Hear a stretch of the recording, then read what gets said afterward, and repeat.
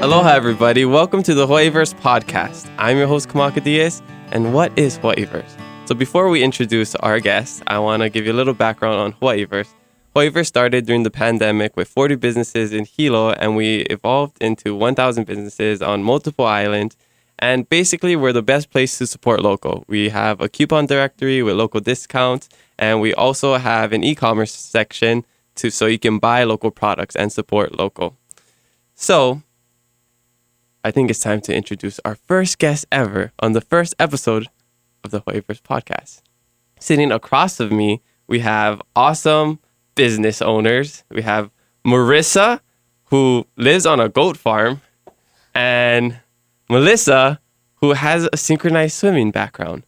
But they are also the owners of Issa Demar, a beautiful bikini company that I cannot wear because they don't make mankinis, right? We're working on the banana hammocks. All right. Okay. I like that. Okay, so real quick, do you want to, how I want to start the podcast off is I want you to give me your life story in 3 minutes. So your entire life story so that the audience can get to know you. So who wants to start first? Who's the lead? I'll go first. Okay. My name's Marissa Eveland. I'm timing you. Just I'm actually timing you. My full 3 minutes. Yeah, God, break the chair. I was born and raised on Oahu. I'm the only girl in a family of 5, 4 brothers right in the middle. My parents both surf, so when they had us, we were in cribs on the beach until we could get in the water. So we all were pretty much swimming and surfing before we could even walk with our parents. And that just means I was always in a bikini. And before this whole trend of swimwear, it was actually a one-piece and board shorts and a T-shirt normally. But I'm glad things have evolved. And now we have cute swimwear. In high school, that was my issue. I couldn't find swimwear. So I started sewing. My mom forced me into a sewing class that this is her pride and joy is I wanted to quit. And she said no and forced me to finish the summer sewing. And now we moved into sewing our own swimwear. So she likes to brag that if I didn't listen to her, I would not be where I am today. Nice. But yep, I high school, anything else? I did homeschool. Oh, okay. So finished homeschool and also attended Hawaii Pacific University for my senior year. As I mentioned, we're a surfing family, so we were always at the beach, and that gave me a lot of time to surf, and I used to compete. So. I was just about to ask. That's a minute and a half. You did a great job. So I butchered that, but no, that was great. So you competed. Yeah, like the longboard, shortboard. Both. Both. But I used to do it mainly because I wanted to win prizes, and then. Have you won one before? Yeah, but just like the Menehune contest, like. Oh, okay. Yeah. Oh, that's awesome. Yeah. What was the prize? Usually surfboards if you won, bikes. Like my parents had 5 kids, so we couldn't afford brand new boards. So that was like the. So they just used you to win free boards to give to your siblings. Yeah, and they joke I've been lucky since I was little because then they would do raffles. I'd win when we go to Vegas. I win. So after we do this podcast, let's head to Vegas. Yes. Okay, I'm gonna sit next to you. She is the luckiest person you will ever meet. The last time we went to Vegas, she won like $800 on the penny slots. Yes, every time I came to walk over to her, the machine's going off, ding ding ding ding ding, ding, and then there's Marissa. Wow, that's great. Well, so hopefully you bring luck to the podcast, you know? Yeah. And we'll get 1 million viewers first episode. We were the lucky ones to go first. Yeah, I know. I love that. Lucky ones first for the video. Okay, so Melissa, you want to go? 3 minutes? Sure. Okay. Yeah. Go. Start now. I'm gonna move my chair over. Okay, so my name is Melissa. Everyone that knows me calls me Mel. I was born in California. I went to high school there, then came here, went to UH. I grew up going to the beach too, but I didn't start surfing until high school, but always grew up in like water sports. Did swimming, synchronized swimming, get to that later. Yeah. Water polo, all the water sports. So like Marissa was also in a swimsuit.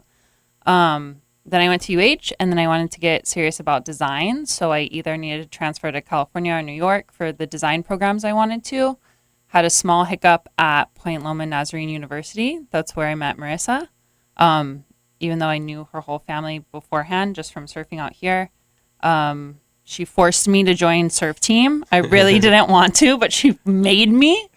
So then we got to know each other even better. And then I graduated from FIDM, which is a fashion institute in Los Angeles. Nice. Yeah. So how did the idea to create your own swimwear come up? Like, you both looked at each other and you were just like, swimwear? We are actually in the same fashion design course at Point Loma, which I kind of forget about, but it was one semester and we had to do a project where like you would create whatever company you might have. So it's kind of funny to look back on it now because it's we made a swimsuit company. Yeah. It was like super cheesy with like construction cutouts like on a poster board and we like presented it to our class. But I think we've both always been looking for like suits. We both competed in water sports and stuff like that. So we're always on the hunt for something that's going to like stay on and look good and be fashionable. And it's beautiful and practical. Yeah. Do you guys have a motto? Or? Yeah. I mean, we use a lot of our friends that model for us and stuff like that. Oh, no, like a motto, like a slogan. Oh, motto. Yeah. Fashion times function is usually. Times function. Okay, well, there's one I've been thinking about since I, asked you to be on the podcast is Issa Demar. It's a vibe. It's a vibe. Yeah, it's amazing. It's amazing. Something like that, okay? I just had to get that off my chest. Like, it was hard to, focus on the rest of the podcast where I just wanted to say that the whole time. But think about it. Yeah. Okay. Yeah. That's a good one. Maybe on your next campaign. It and we're no, not yet. You could actually steal it from me. If you use it right now, I won't be able to sue you because I can't get the legal stuff in. No residuals? Yeah. Okay. So it's all yours. Okay. Yeah. So I have a question. So you're in the, I would consider it fashion industry, right? Bikini industry. Is it a competitive industry to be in? Is it really cutthroat or is it really supportive? Because you see a lot of local bikini brands and a lot of people coming up making their own brands as well. So what's that like being in that kind of community? I'd say it's very wide. There's a lot of swim brands. Every day, we pop up on Instagram, there's a new one. But we got kind of lucky when we started. It was the beginning of the rise of swimwear and fashion. And we got in and I don't know, it's like the peak of it almost. There was a lot of brands, but it wasn't saturized. It wasn't more thin as it is now. And that's when did that start?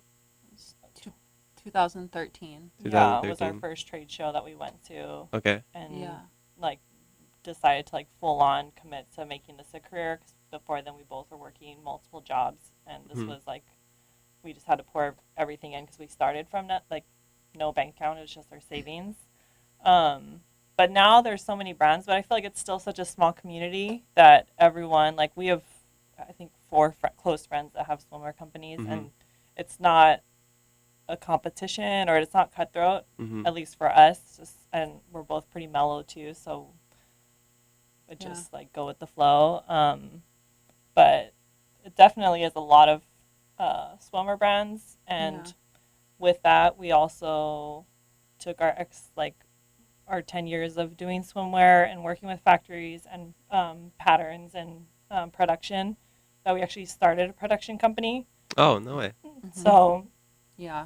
So we kind of took our knowledge and everything we've learned over the last 10 years and basically our history and graduating with fashion design degrees and sewing our own swimwear and everything, and we turned it into a production company. So we've actually produced an entire line, or helped our friends produce their first line. So now we're kind of segueing into the behind the scenes people. So it's we have our own company, but we're also helping people create their dreams, which is kind of cool. Yeah, that is super cool. When you ask about the competitiveness and stuff like that, I don't think it's really an issue. I think if anything, it just, when I see more brands come out, like it just pushes us to be more creative, you know? Yeah. Because people are going to take your ideas all the time, but if anything, it's just like, okay, what's next? Like, let's come out with something cooler, or what else, how can we push ourselves in that design aspect of things? You know what I mean? Yeah. So going off of that, so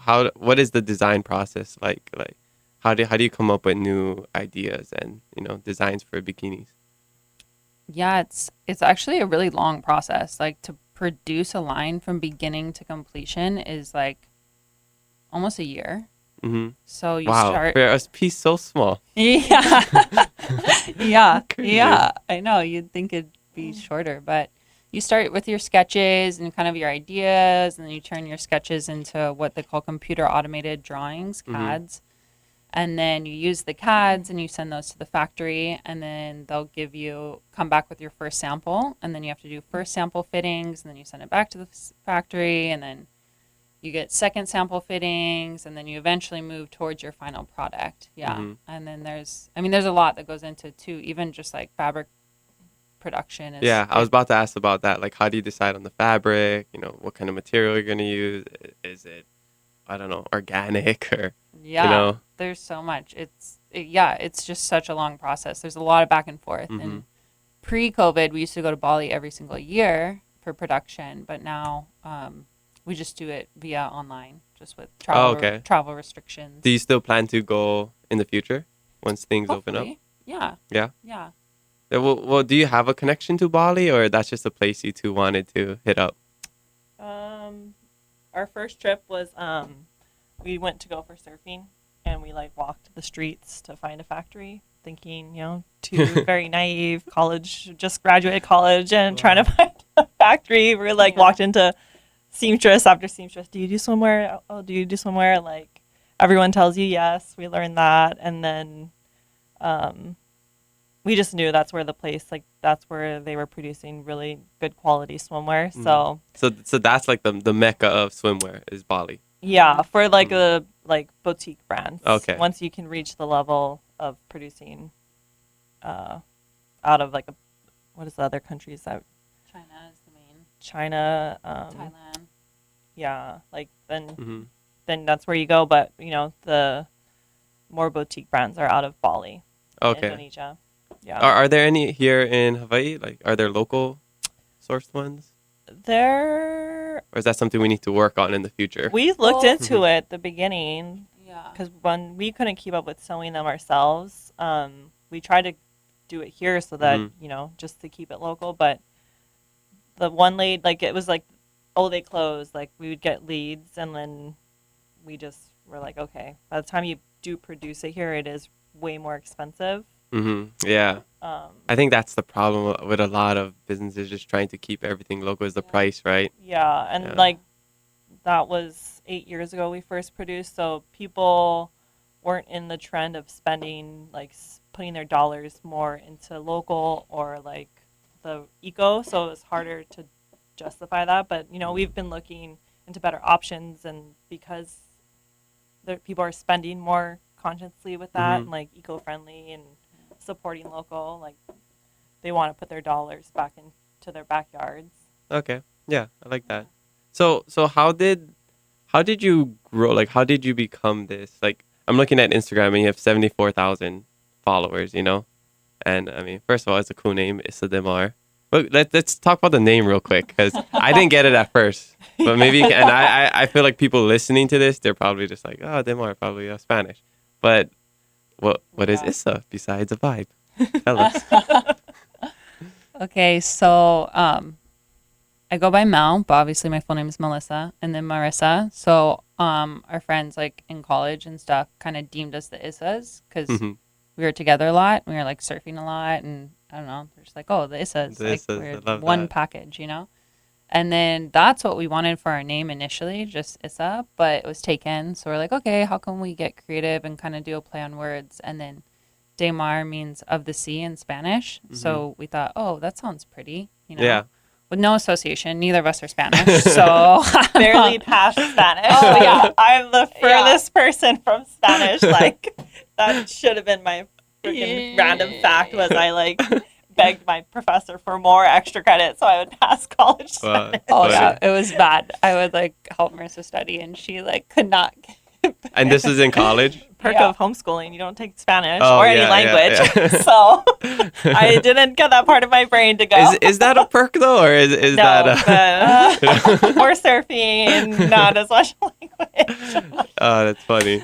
Yeah, so Yeah. how did you grow your brand? Like for, young entrepreneurs listening to this, like how, if they want, not just they don't want to just start a bikini company, but like what they want to start a business, like how do you grow your following? I know social media is a big help for people these days. But you started in 2013, which is kind of the beginning of like Instagram. I think Instagram came out like 2011, 2012. Maybe it's just really getting into it in 2013. So, so what was the trick? I mean, honestly, I think nowadays it's a lot easier for people to start companies and brands, and but when we started, like, you have to like literally hit the ground running. Guerrilla marketing, just knock on doors. Literally door to door to door. We're dropping off like lookbooks. We're dropping off contact information. We signed up for trade shows. We were doing every single trade show for like the first 8 up until basically last year. Which is where you have the opportunity to get in front of, it's basically just like a bunch of buyers will come to one convention center, and then you pay for your little 10 by 10 spot and just hope and pray that they like your stuff. Wow. But yeah, we kind of hit the ground running, and you really did have to put a lot of like energy and work into it in the beginning. Yeah. But so you have to work hard, of course, to do anything, but you think like people got it easier these days, maybe because how accessible things are with like social media and everything. It's like I could create something, put it on TikTok, and maybe have a cool dance. Yeah. And then it just goes viral. The outage last Monday. How many of you listening were like freaking out that like everyone uses social media and it's free, essentially. Like it's free marketing, right? Yeah, you can. Yeah, if you know someone that can do a funny dance, like wearing your product, millions of people are gonna view it. But if you are starting off, and it is like that is also a huge task, is to grow a following, like listening to different podcasts and like just constantly keeping up and learning, and you have to be active like in it every day for it to grow. And just be resilient, right? Just keep going for it. Because you have to just listen to your mom. Yeah. Yes. yeah. Oh, that's something I need to just remind myself daily, because I actually wouldn't be friends with Mel if I didn't listen to my mom. This is true. This is true. This was before. No, we're not that old, but like my mom gave me her email and said, "Oh, this girl I met surfing at Gas Chambers, she's coming to your school. Email her and link up. Like, I think you're really gonna like her." And I feel like that wouldn't fly by these days. No, it'd be because like I've had times like, oh yeah.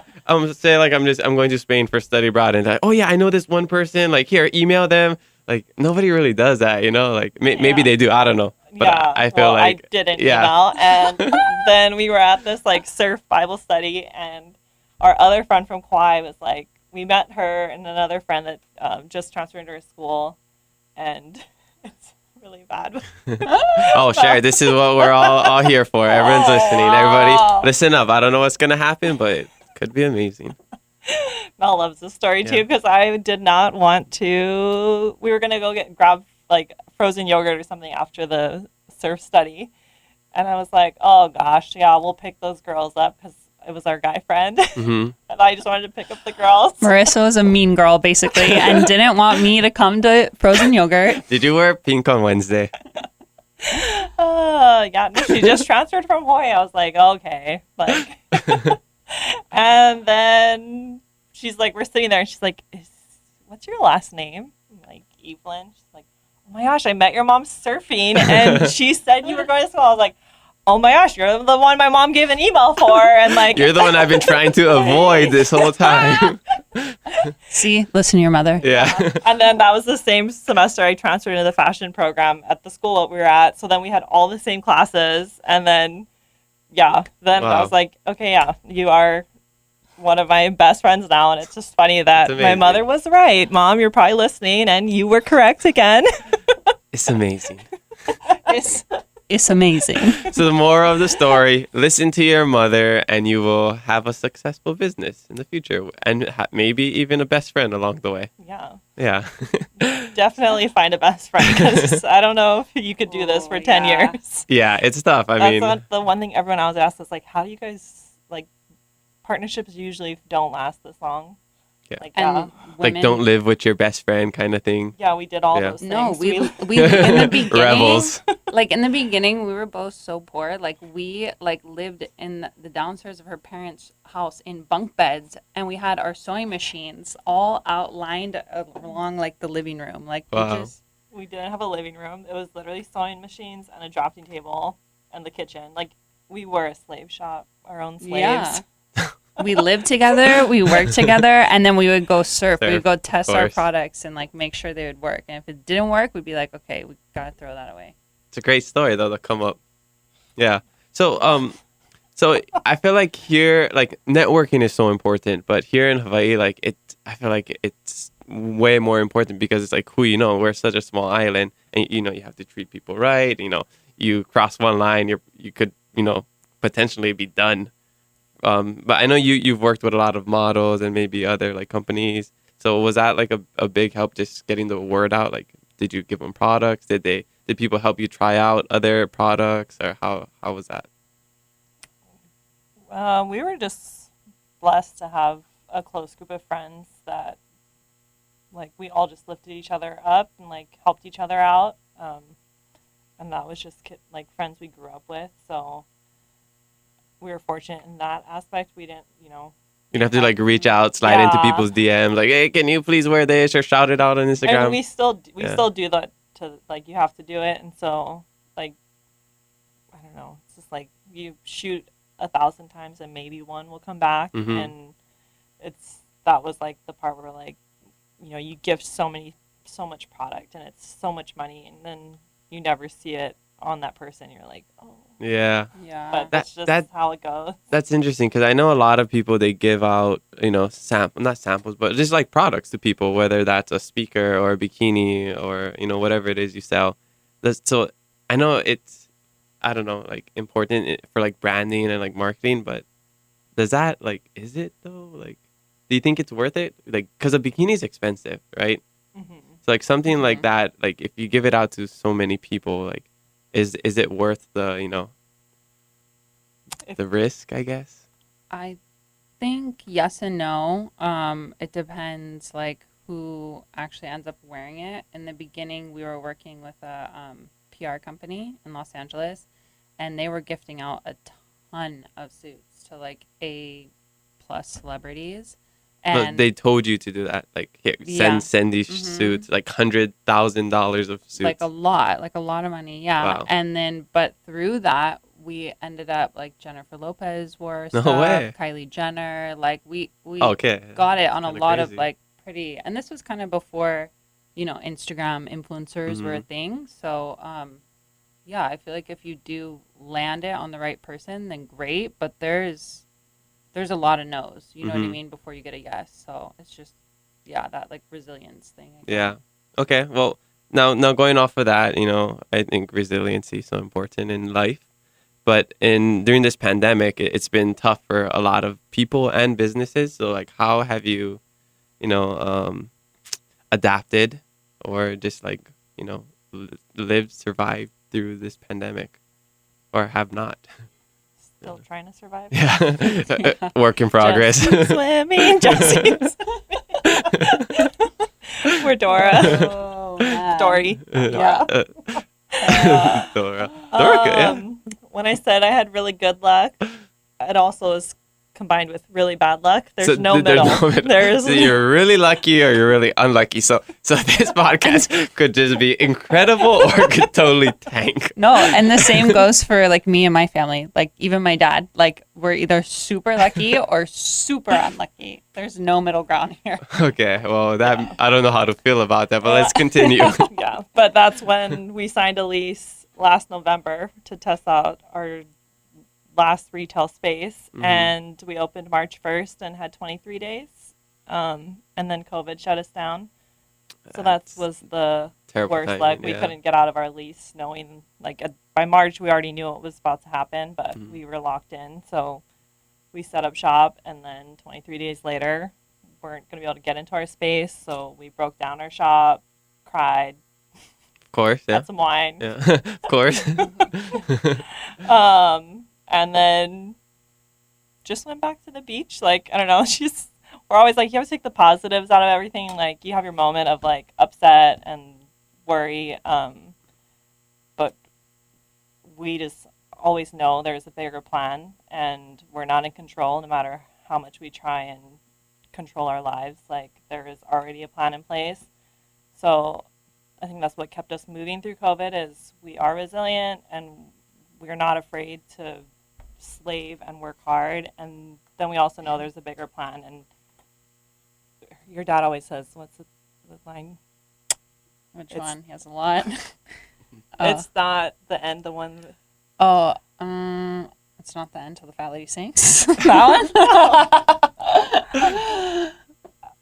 one? Well, I have to think about it. No, but it was it was like the line when things are going really bad, and you're like, Dad would say, like, it's not the end, and something else till it's. If it's not okay, it's not the end. That was it. Yeah. That one. Yeah. If it's not okay, That's it's simple. not. Yeah. It's like if it's it's gonna be okay in the end. Like, things are gonna work out. So if it's not okay, like, it's not the end. You know, keep working forward, and like that simple line. It's like we would always say that when we were like crying on the floor. Usually when I'm crying on the floor, I say, I want my mommy. But I guess it's different. Yeah, but that was like COVID's still rough, and like the fighters in us, like, I want reasoning, and when you shut my doors and I can still go to Target and buy a swimsuit, that hotline 768 city or whatever it is, like, I was calling that daily. Like, the guy knew my voice. Yeah. And he just kept, the only thing he would tell me was, I'm not an essential business, and to stay closed or make a fine. I said, what is the definition of essential? Because I will define my store as that. Like, I just opened, like, I'm paying rent for a space I can't get into. Like, I'll sell medical scrubs. I'll sell food. What, I got to be a grocery store? Like, we asked our landlords to let us sell smoothies and coconuts. I'm like, wow. As long as we can sell something from our space we're locked into, like. Something essential, quote unquote. Yeah. And California, as soon as, like, by April 1st or April 15th, they passed a law that landlords had to renegotiate leases because the terms you're negotiating on November of 2019, the market was, people were doing so much dollars, like, in that space. So it was like, okay, we can do it. And then when you can't get into a space and sell something, you're doing zero. So it's just this, like, negative. Yeah, and you were dealt a really bad hand, you know, I'm sure a lot of people too, you know, having to open up right before COVID hit, and then, you know, just not, you know, especially with seeing the big corporations that succeed, Costco, you know, like you said, Target, Walmart, and then the small businesses just shutting down one after the other. I mean, that was one of the big motivations for us with Hawaiiverse to, like, support the local businesses. And I think that's why, you know, people listening and everybody should, you know, make a conscious decision to support local. So, you know, businesses like Issa Demar and, you know, your local mom and pop shop will just succeed, you know, because like Target, Walmart, McDonald's, Taco, whatever, they'll be okay without your service, you know, like the small businesses won't. Yeah. But I love to hear your resiliency and, like, your fight, you know, like, no, I won't take no for an answer. You know, mom told me this 13 years ago, whatever it is, and I will not fail her. I called Mel and I was like, Mel, we need one of those rolly measurement things, and I forgot what the tool's called. I was like, I think my dad has one. She's like, what are you doing? I'm like, I'm going to Target, and I'm going to roll that thing through the Target space and find out square footage, what is essential, what is not. She's like, what's the point? Wait, you really did that? Oh, I walked, yes. I did. I measured they have the tiles, so it's 12, everything is a foot, so I just counted the tiles. Like, yeah, I legit measured, and then I called the guy, and I gave him the percentage of non-essential and essential. And he was like, you're not essential, close your doors. And so I just applied that same reasoning, and we opened up with scrubs and medical supplies in our store. and someone still called and complained. So the police came. And of course, who called? they wouldn't tell us. They wouldn't tell Anonymous. us. And okay, so this whole idea, Marissa gets these grand ideas, right? So the scrubs thing, okay? Mm-hmm. Okay, good idea. I was like, okay, we'll do it. So much so that we bought the scrubs. We emailed the landlords. They say, oh, well, you're a beachy boutique, so that has to fit your beach theme. So Marissa embroiders all the scrubs. They all have little seashells on them. She's like, this is going to work. This is PPE material. We're putting this in the shop. And I'm like, okay, well, if I get shut down or if they come and lock me up and take me to jail, you better bail me out. Sure enough, guess who's working that shift when the cops come? Me. 2 cops came. Literally, like, we're so just like, oh my, I started crying. It was so scary. Yeah. And I was like, of course you're working. Like, this wouldn't happen when I'm there. It's when you're there. And, like, it's my idea to still stay open and set you up. Yup. Should have known. Still got shut down, apparently. Target can sell okay, so I've seen people wear scrubs at the beach, so I don't know what they're talking about, okay? Yeah, me neither. Wow, that's crazy. Well, I mean, so I love how you tried to pivot, during COVID. That's awesome. So, like, what is the best thing, that came out of COVID? If there is, just try to flip it on the positive side. Oh, we got really in shape and a good tan. We were at the beach because that was the only thing legal. We surfed so much, like maybe the most in our lives. What's your surf spot? Usually just Gas Chambers. Oh, okay.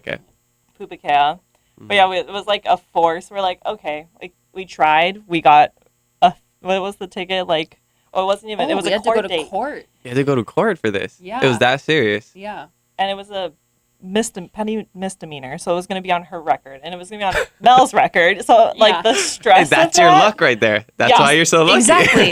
Good luck, bad luck.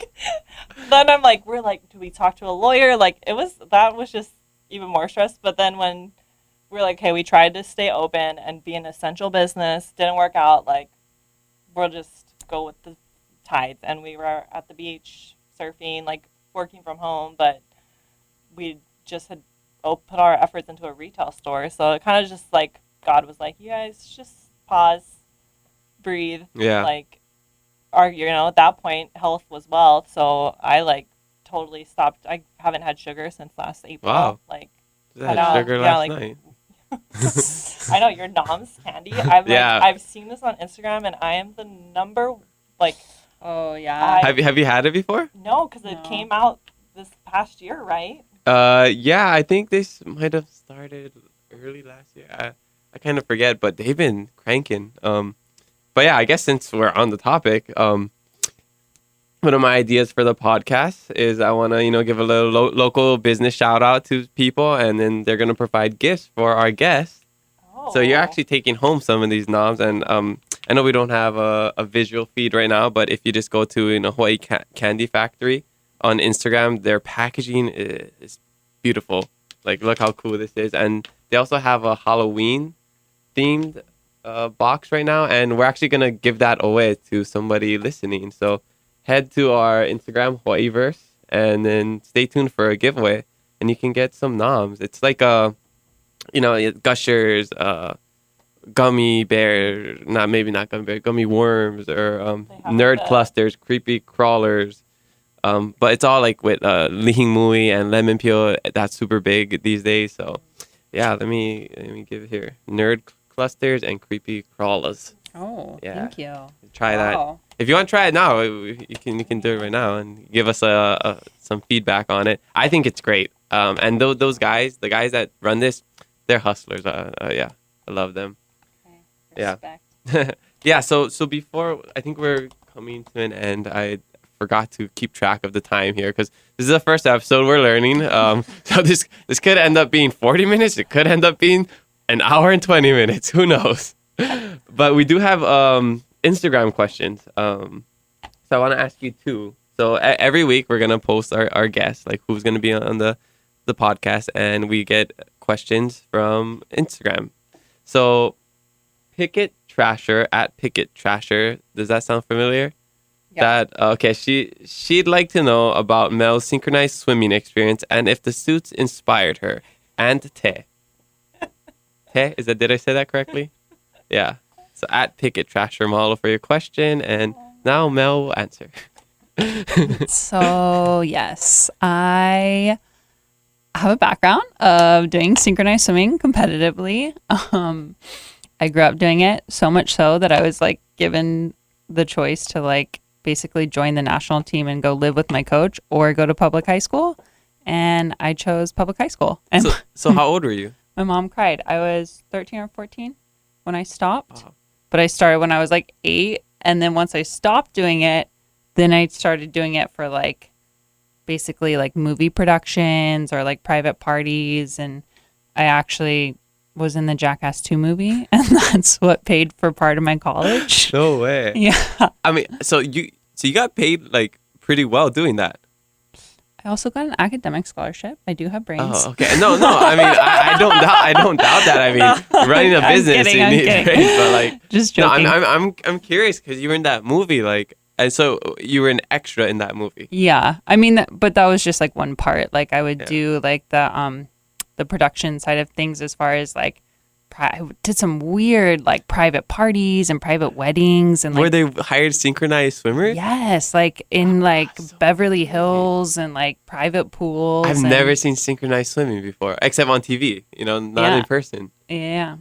So fun fact. Wow. Yeah, Do you but think that helped you with? I mean, like, I don't know. What skills do you think you learned from that? well, we did have to design all our own suits, so I Mm. was designing my own bathing suits from like a young age. Oh, So, okay. yeah. Wow. Yeah, so maybe I mean- that did help, you know. Yeah. Our first line was sparkle fabric. So That was the name of it. no, Oh. the fabrics, like, I don't know. We look Ew. back and we're like, what were we thinking? Like, our guy friends would joke like, "You guys are fishing lures," and we're like, "Wow, it's cute." And then we look back and I'm like, "Oh my gosh, we were fishing lures, like Yeah, we had like these barracudas." just embarrassing sparkly fabrics. The first line we sewed, I don't know. We thought it was cool. Well, I yeah. mean, your taste changes over the year as well. You know, like I'm Yeah. sure we've all done stuff back in the day or worn things back in the day, and you're like, why would I ever wear that? You know. Yeah. Yeah. So yeah, Yeah. that's funny. I mean, Yeah. but look where you're at now. Yeah. Yeah, you know, swimsuits. Yeah. Awesome. So, okay, yeah, mahalo for sharing that. Our next question comes from Dari Canary. Cool rhyme. She wants to know what inspired them to make bikinis, and do they travel to find styles, fabrics for inspiration? You touched on that a little bit, but maybe if you want to just share a little more. Basically, we always wanted a suit that was cute, that stayed on when we surfed. And I feel like every time I put on a suit, it's like, oh, this would be nice if it was like we did this with this style, and like just modifying things we've already created, and then just seeing different things. More so traveling for inspiration when we could. Now it's through the telephone screen. Yeah. Do you Yeah. watch any TV shows? Or you have any favorite TV shows that you've like started watching during the pandemic?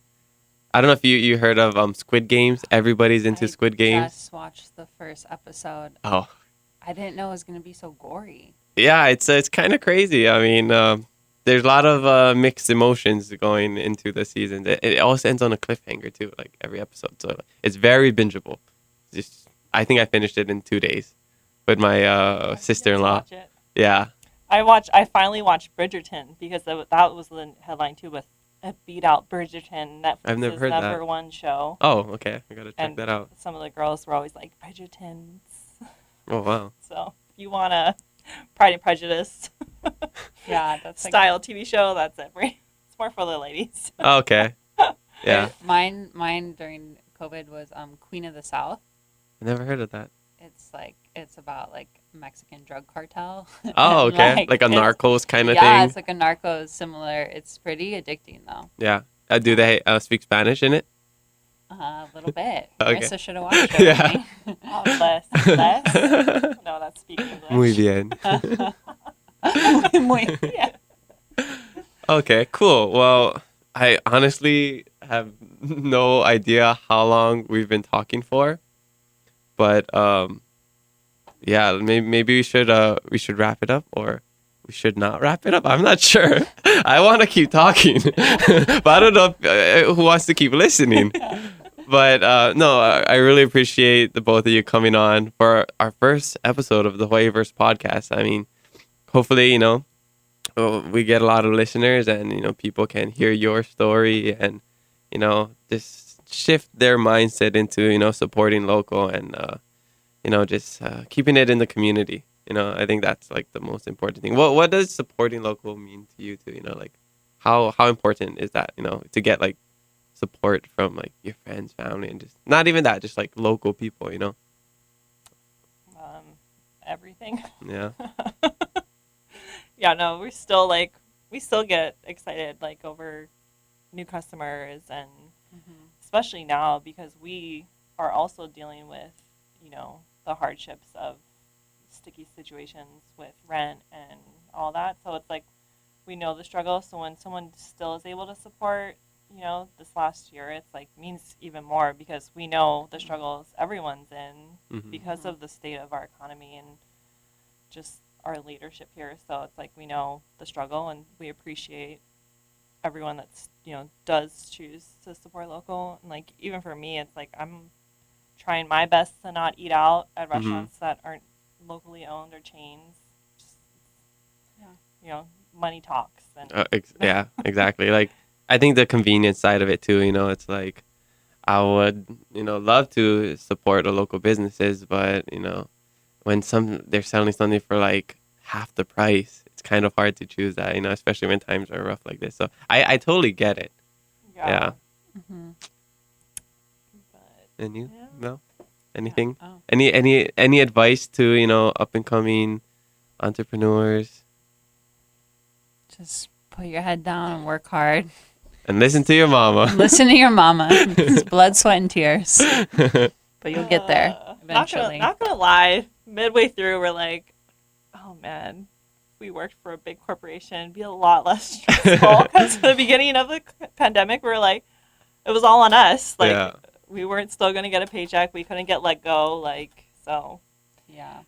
But just power through. Know that if it's not okay, it's not the end. Love that. Exactly. Okay. Yeah. Beautiful. That's a great way to end it. So before we wrap up, where can people find you? What are your socials? And what do you mean by that? What is your social security number? Oh. Yeah. Credit score. Yeah, credit score. Yeah. Home address.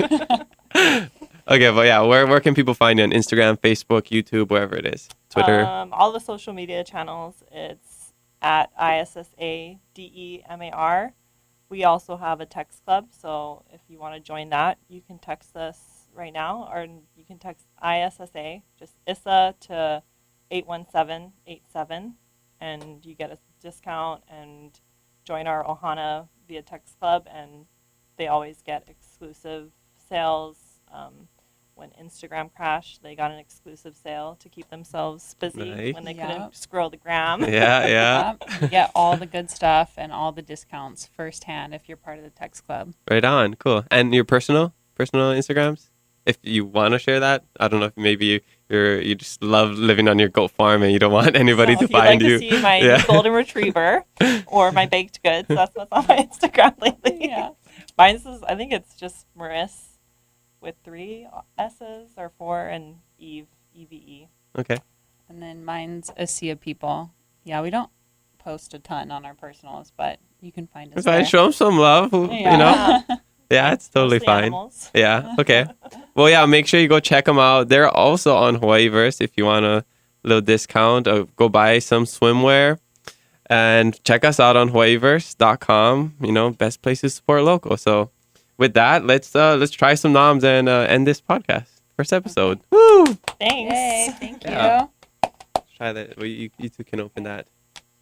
Yeah. Packaging is really cool. Actually, so I don't know if we've cut yet or this is still going to be on. So maybe people are listening to this. I'll narrate. What's the new thing? Yeah, the ASMR. Yeah. We're opening the package. This is all I see on the ground. Opening. Mel is trying to rip out some crawlers.